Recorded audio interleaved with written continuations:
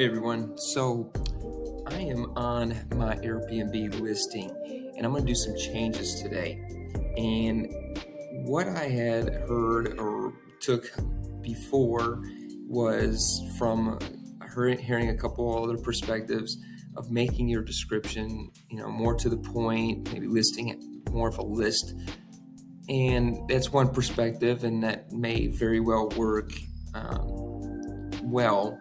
But I've had it for a few weeks. It's been kind of slow, and I want to go ahead and change it up to more of what I would normally do, and what I think is more descriptive and more writing it more like an advertisement. And so I just want to show what I had previously. Pretty short, simple, and another thing, Airbnb only allows, or at least beforehand allowed, a certain limit of text as well. So, but when you have a PMS,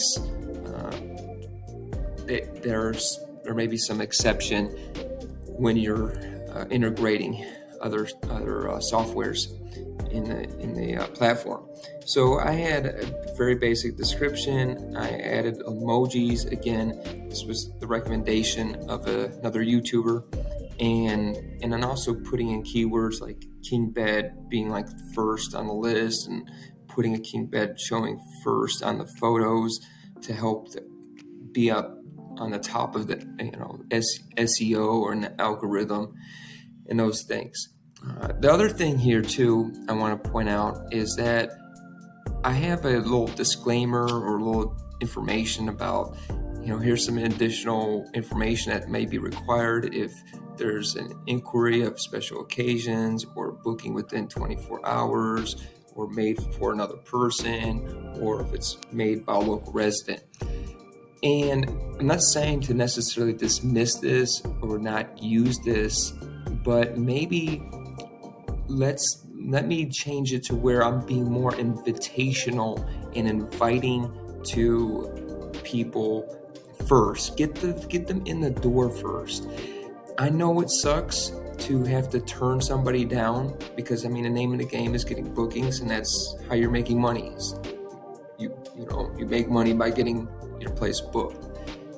But if you have to turn somebody down because you're not feeling comfortable doesn't feel like it's a good fit, or you don't feel like they're going to be responsible or safe with your place, then it really, at the end of the day, it's relieving you some more stress, and probably saving you a lot more money in the long run. So if it wasn't going to work, it's not going to work. If they're feeling some resistance in answering some of these questions or giving you these deposits, then that's a red flag anyways.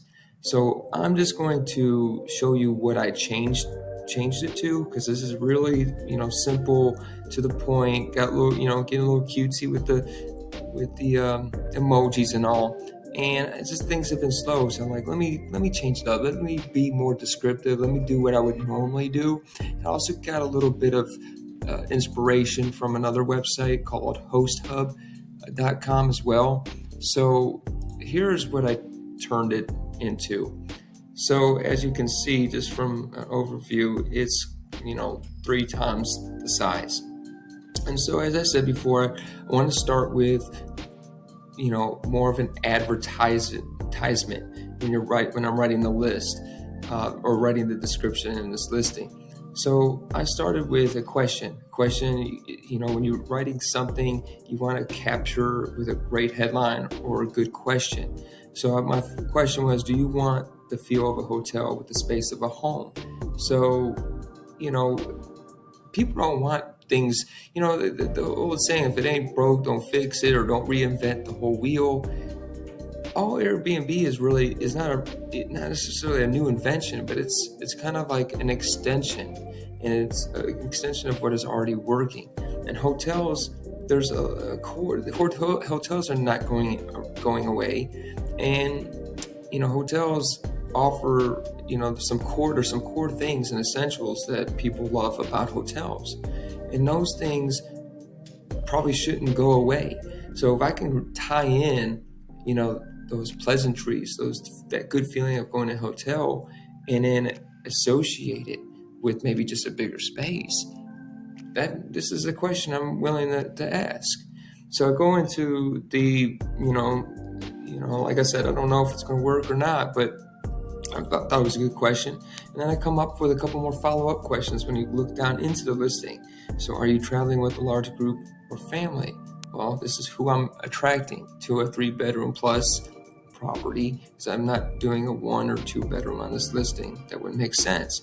But it would make sense for a large family that they still want that hotel feel, but they just need more space for the kids, the family to run around, stretch their legs, not worry about, the next person in the next door or whatever.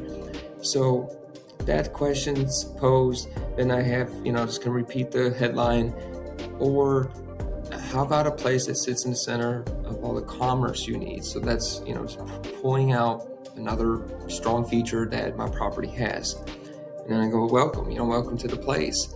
And I go more into the specifics of the home, what the square footage is, how many can it comfortably accommodate, how many beds, and those kinds of things. Let's go into the more specifics, then talk about what the guests will have access to. Now here's where we'll get into the security and house rules. So I don't go into too specific, but I do need to mention, this is very important as mentioned, to say if you do have cameras, you need to use the verbiage that they are actively running. That has to be in there, because I've seen and heard issues where people just put cameras in their description, and I guess it's not implied that they're running, and there could be an issue, like a privacy claim or something like that. So it's important to put actively running cameras. And then I just, I let them know or describe or explain where they're located.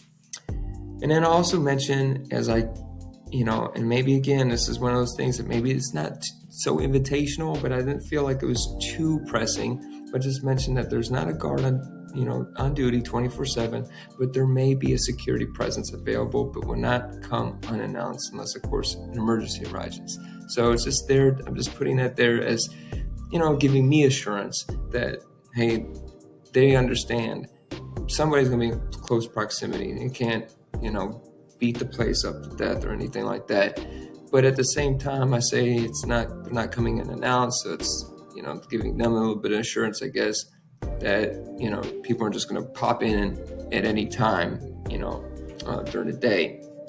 So, the jury's still out. It's still out as far as whether I would leave this in. I like it the way it is right now, but maybe I take it out later on. Again, I want to be more invitational than the previous one, where it was like, this, and this is going to be done to, if you're, in this, and this kind of, situation. So just putting a little bit more invitational, I think, in this one. And then I also mentioned that more information is going to be given, and then I'll tell some more description on the bedroom. So another tip I got to give me some inspiration was be more descriptive on the actual room, bedrooms, and describe that room. Give people the visualization, even though there's pictures up, on our listing, but give people the visual on the words as well. And then it just kind of ties that in and connects them even more when they're looking at that picture. And then I did still keep a little bit of the emoji, gives it a little bit of, some difference or contrast, things to pop out. So like the other one was just like all emoji, I think this is good, a little contrast. It's not overboard or anything like that. So just list out the amenities. Then I have rates, let them know what the rate is and the fees, and then any promos or discounts at the end there. So from there, just popping back to what it was from here. I mean, you can see the difference, big difference.